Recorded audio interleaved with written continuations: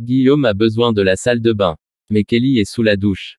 Guillaume va être en retard au bureau comme la veille. Et quand il accède enfin à la douche, il n'y a plus d'eau chaude. Guillaume confie un peu plus tard à Antoine qu'il a du mal à trouver sa place. Dans la journée, Kelly mange par erreur le tiramisu que Guillaume avait rapporté pour Laetitia et lui. Lorsque Guillaume s'en aperçoit, il demande sur un ton ferme à Kelly de réfléchir dorénavant avant de manger quelque chose qui ne lui appartient pas. Kelly regrette et promet de faire attention à la prochaine fois. Elle déplore que Guillaume emploie avec elle son petit ton de donneur de leçons. Laetitia intervient pour calmer les esprits. Elle leur propose qu'ils fassent attention les uns aux autres, qu'ils communiquent et qu'ils se respectent. Guillaume et Kelly acceptent du bout des lèvres. Anaïs et Lisandro, la fin d'une belle histoire. L'ambiance est tendue entre Anaïs et Lisandro au petit déjeuner. Le professeur de salle a voté la veille contre la proposition d'Anaïs et de ses acolytes. Lisandro préfère que les clients du double A aient le choix plutôt que de leur imposer un menu végétarien 2 jours par mois. Il pense que ce n'est pas une bonne solution de prendre les clients en tenaille ni personne d'ailleurs. Anaïs comprend rapidement qu'il fait allusion à lui et s'insurge. Elle estime avoir fait les choses correctement. Elle a reparlé à Antoine de sa proposition et il a sondé les élèves.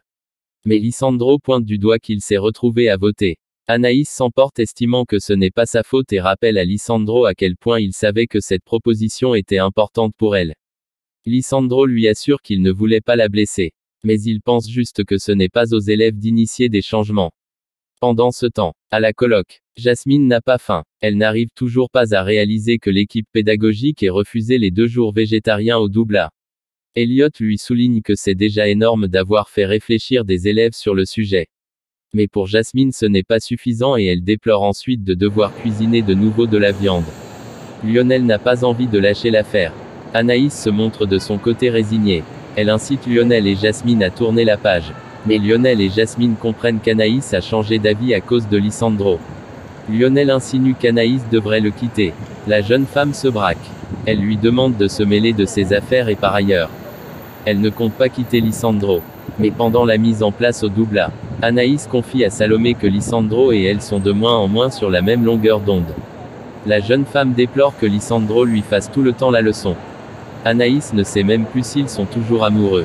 La tension entre les anti-viande et les anti-végétariens monte d'un cran quand Charlène et Tom veulent faire soi-disant goûter à Anaïs et Jasmine des petits fours végétariens en signe de réconciliation.